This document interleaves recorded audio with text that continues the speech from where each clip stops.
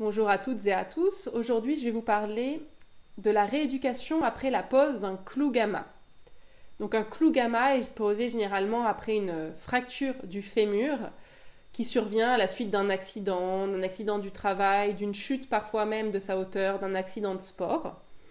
Et donc un chirurgien orthopédiste en urgence pose au niveau du fémur ce fameux clou gamma qu'on aime bien aussi, comme souvent en médecine, à appeler de différentes façons. C'est la même chose qu'un clou centromédulaire ou qu'un enclouage centromédulaire ou encore qu'une ostéosynthèse mini-invasive de fracture trochantérienne.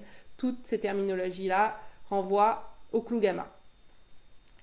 Donc pour répondre aux questions les plus fréquentes des internautes et des patients au sujet du clou gamma, je me base comme d'habitude à la fois sur mon avis et mon expérience de kinésithérapeute depuis 2012, mais également sur des recherches approfondies dans la littérature scientifique internationale.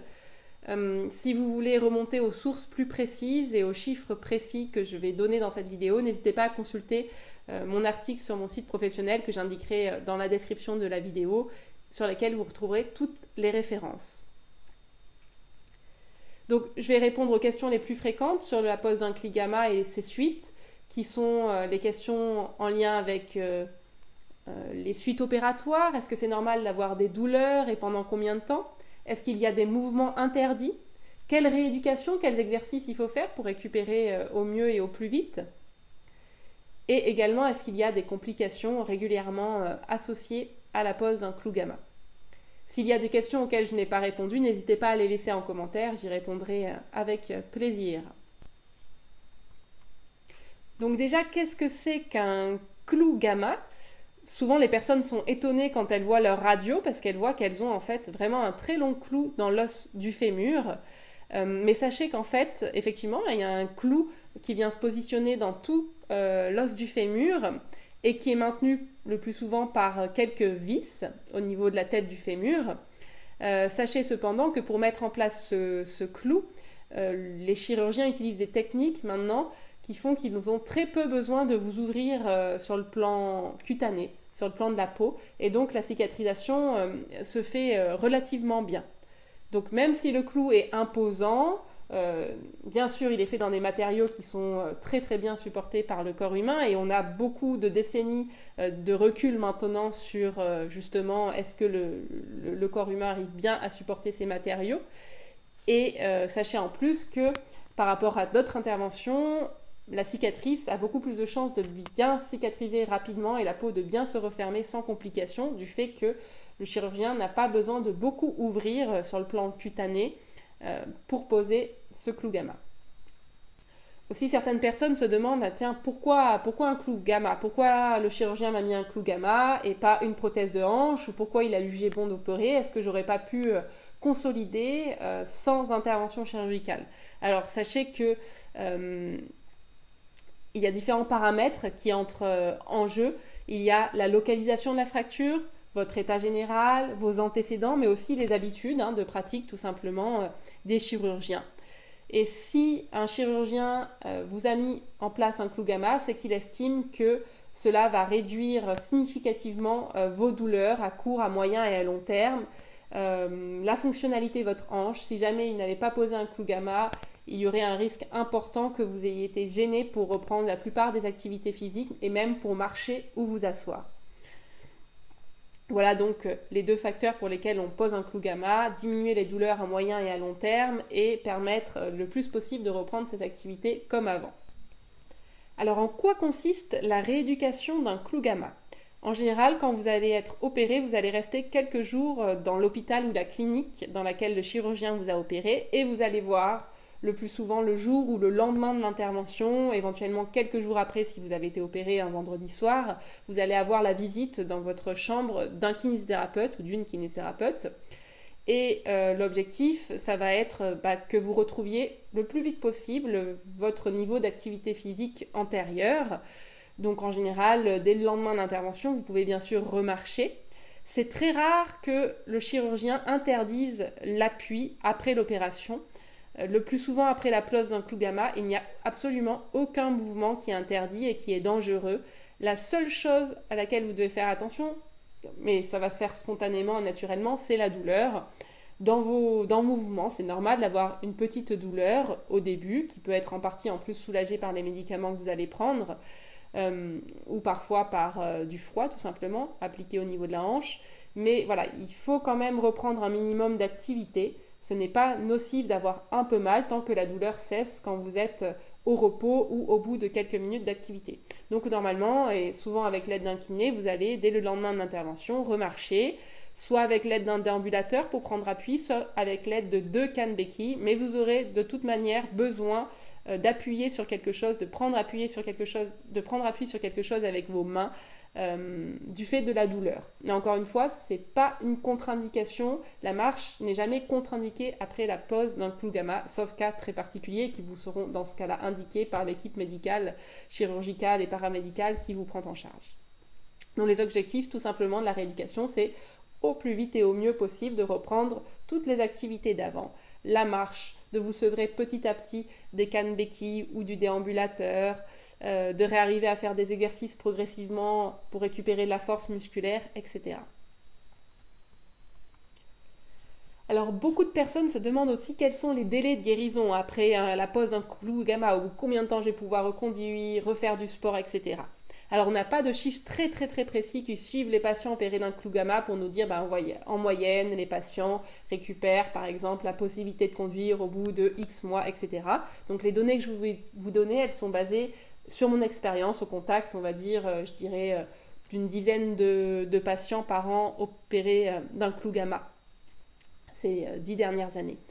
Donc déjà, les douleurs, elles peuvent durer assez longtemps au niveau de la hanche ou de la cuisse. Chez certaines personnes, elles vont très vite diminuer, mais il est vrai qu'un clou gamma, en général, on a mal quand même dans les jours, semaines, plus rarement mois qui suivent l'opération. La reprise de la marche, comme je vous l'ai dit, en général, c'est dès le lendemain, même si elle se fait d'abord avec un déambulateur ou des cannes béquilles. Le lendemain de l'opération, en général, vous n'allez pas arriver à marcher 500 mètres, 1 km ou 5 km. Pour reprendre la marche vraiment d'affilée sur plusieurs centaines de mètres, il faut compter quelques jours à quelques semaines. La reprise de la marche sans aide technique, là aussi, ça va dépendre de différents paramètres, mais en général, il faut compter minimum 1 mois pour arriver à marcher sans canne et sans aucune autre aide technique, et au maximum 2, 3 ou 4 mois.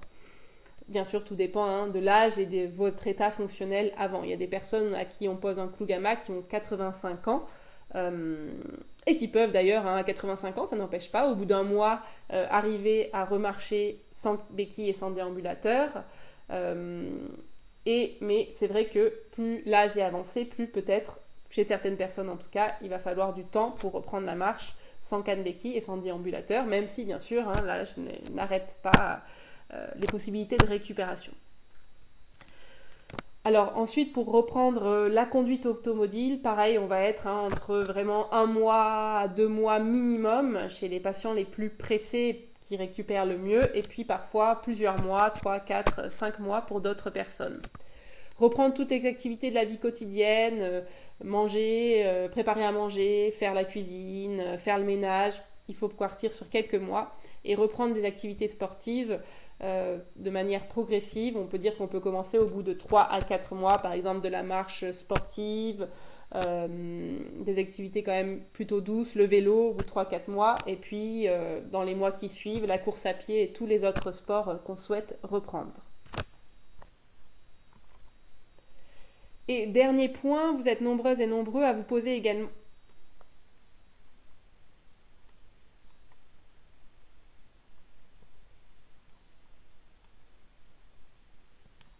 Et dernier point, vous êtes nombreuses et nombreux à vous poser également des questions sur les complications après la pose d'un clou gamma. Alors, sachez déjà que les complications sont très rares. Il y a beaucoup plus de chances que vous n'ayez aucune complication que vous ayez une complication. On va dire que le plus souvent, ce qui est le plus gênant après la pose d'un clou gamma, c'est la douleur qui peut effectivement rester quelques jours, quelques semaines ou quelques mois sans que pour autant il y ait un problème en soi. Il y a la douleur du fait de l'opération et de la fracture que vous avez eue. C'est un état de fait, mais ça ne veut pas forcément dire que vous aurez mal toute votre vie ou qu'il y a un problème, quelque chose sur lequel il faut absolument intervenir. Pour soulager cette douleur, il faut que vous discutiez avec les professionnels de santé qui vous prennent en charge, kinés, médecins, etc., pour trouver des moyens adaptés de soulager la douleur, en sachant qu'on n'a pas de données spécifiques sur la douleur spécifiquement du clou gamma et que les conseils généraux pour les douleurs post-opératoires en général, et même la douleur, sont valables. Il n'y a pas de technique spécifique contre la douleur liée au clou gamma. Alors, quelles sont les complications? En gardant en tête, bien sûr, qu'elles sont rares, qu'il y a beaucoup plus de chances que vous n'ayez pas de complications. Mais on a quand même des données à partir d'une étude qui a suivi plus de 600 personnes opérées d'un clou gamma pendant 13 ans. Et voilà ce que nous disent les résultats de cette étude. C'est que chez ces 600 personnes, il y a 2% des personnes qui, encore plusieurs années après l'opération, avaient une sensation d'inconfort au niveau de la hanche. 3,8% de ces personnes ont eu une nouvelle fracture. 1% de ces personnes avaient une vis du clou qui avait bougé. Et moins de 1% des patients ont eu un problème de cicatrisation et de désunion de la cicatrice, ou une infection du site opéré, ou un clou qui s'est cassé.